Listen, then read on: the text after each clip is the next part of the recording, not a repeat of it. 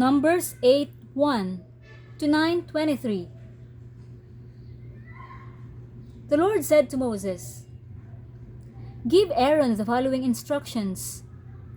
When you set up the 7 lamps in the lampstand, place them so their light shines forward in front of the lampstand."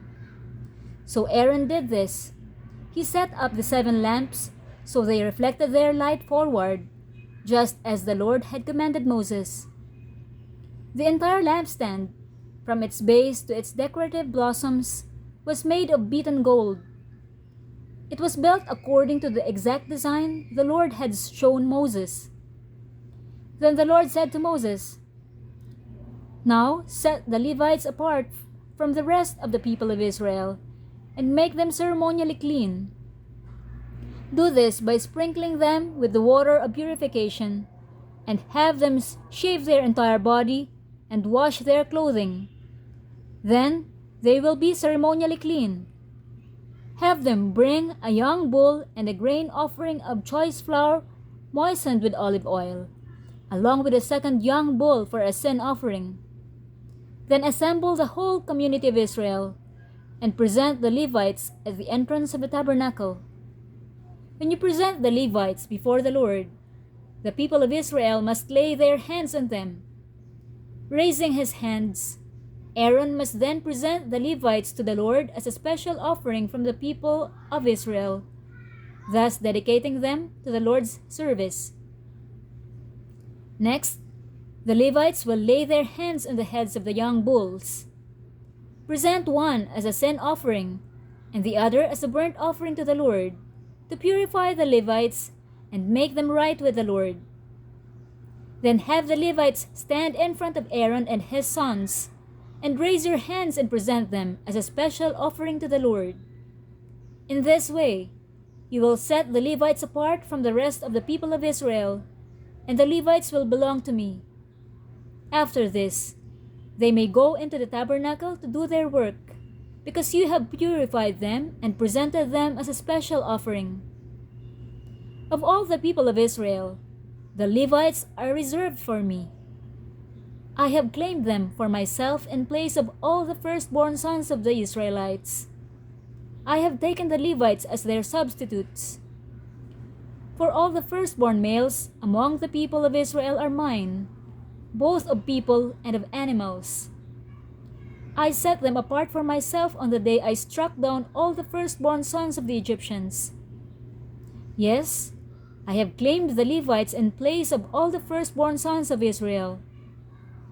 And of all the Israelites, I have assigned the Levites to Aaron and his sons.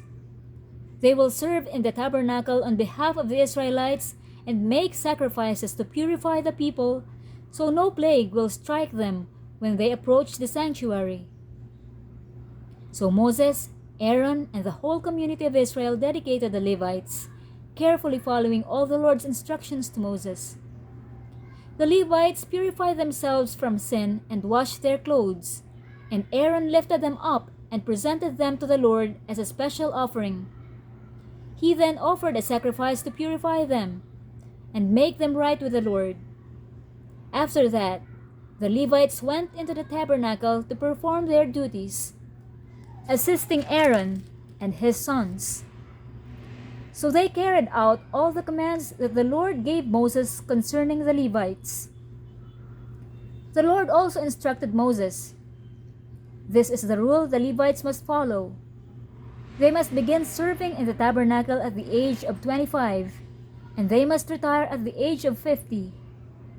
After retirement, they may assist their fellow Levites by serving as guards at the tabernacle, but they may not officiate in the service.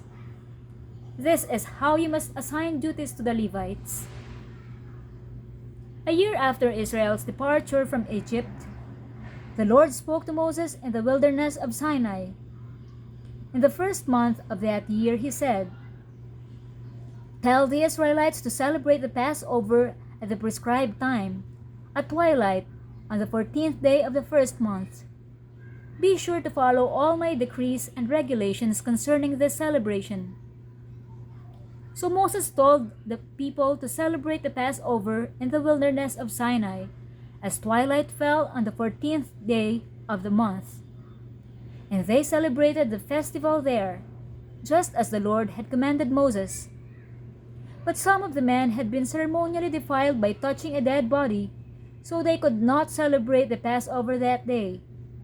They came to Moses and Aaron that day and said, "We have become ceremonially unclean by touching a dead body. But why should we be prevented from presenting the Lord's offering at the proper time with the rest of the Israelites?" Moses answered, "Wait here until I have received instructions for you from the Lord."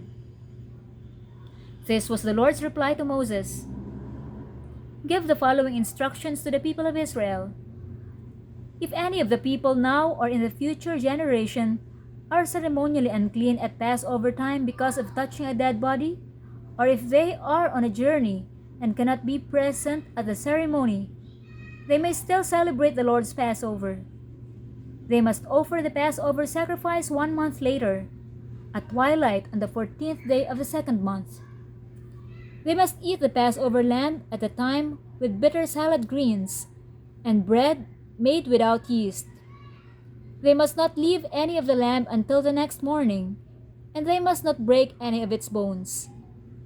They must follow all the normal regulations concerning the Passover. But those who neglect to celebrate the Passover at the regular time, even though they are ceremonially clean and not away on a trip, will be cut off from the community of Israel. If they fail to present the Lord's offering at the proper time, they will suffer the consequences of their guilt.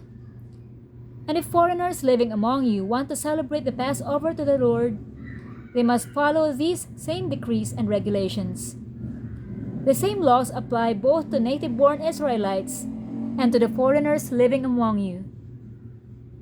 On the day the tabernacle was set up, the cloud covered it.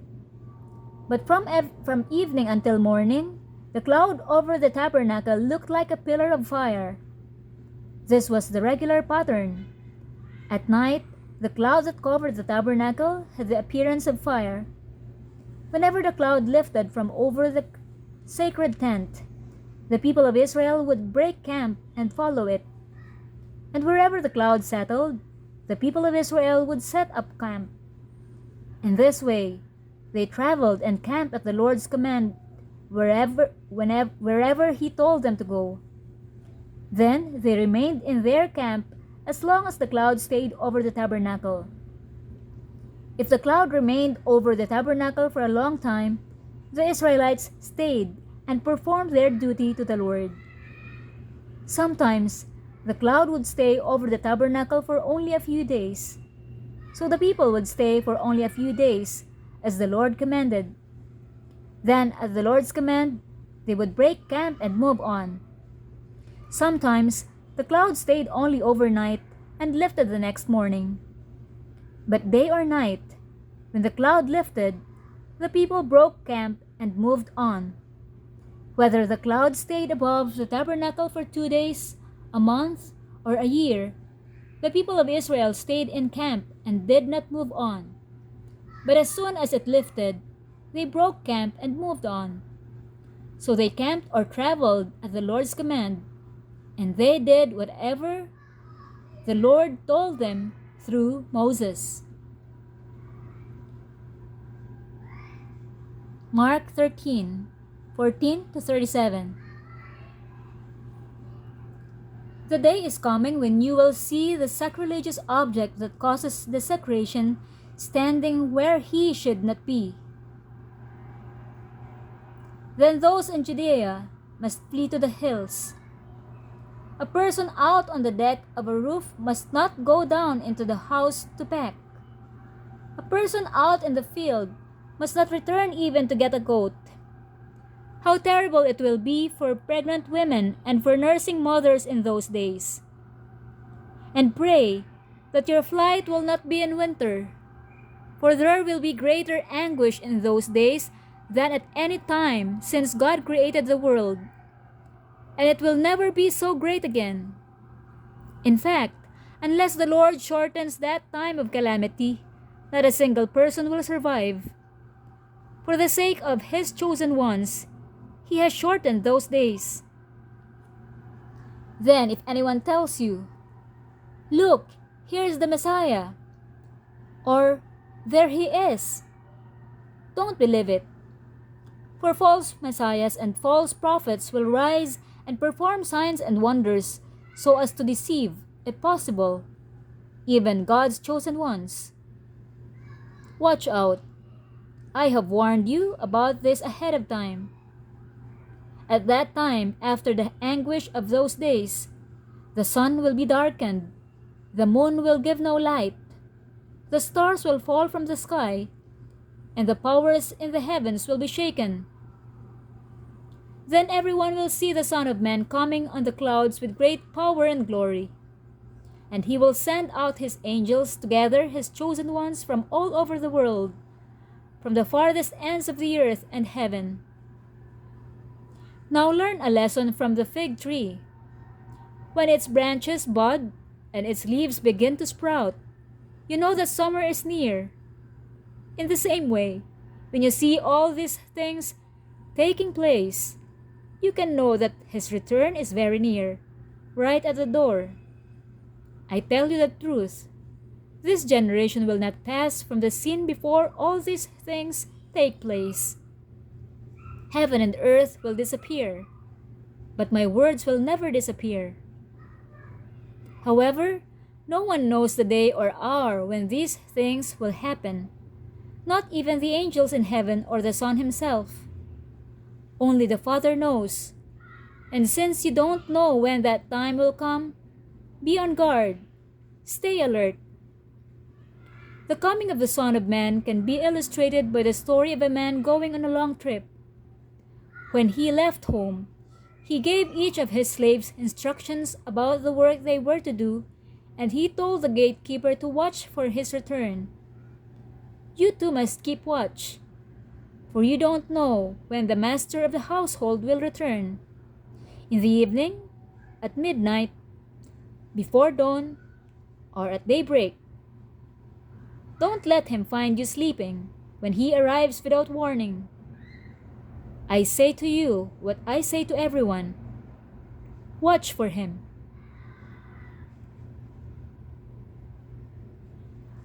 Psalm 50, 1-23.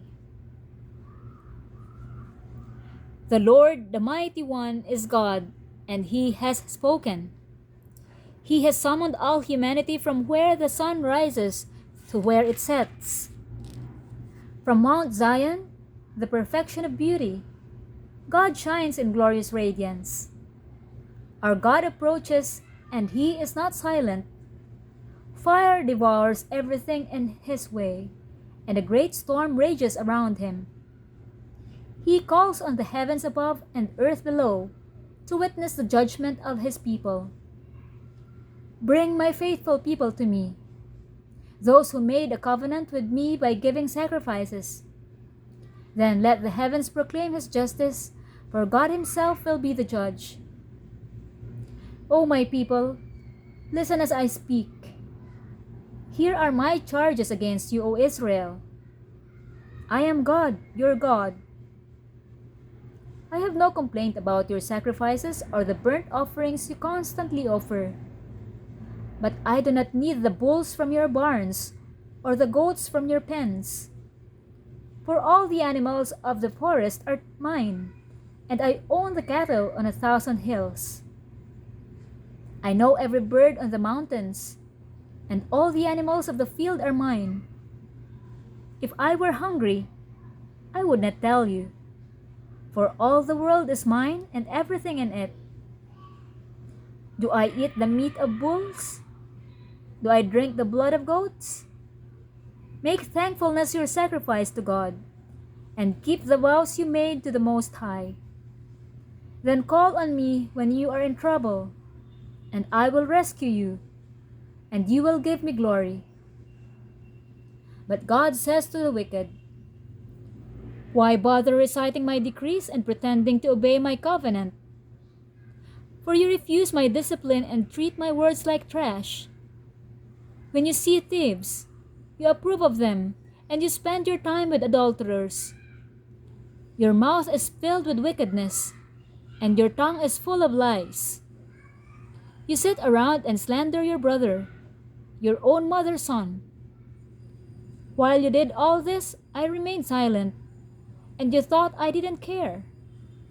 But now I will rebuke you, listing all my charges against you. Repent, all of you who forget me, or I will tear you apart, and no one will help you.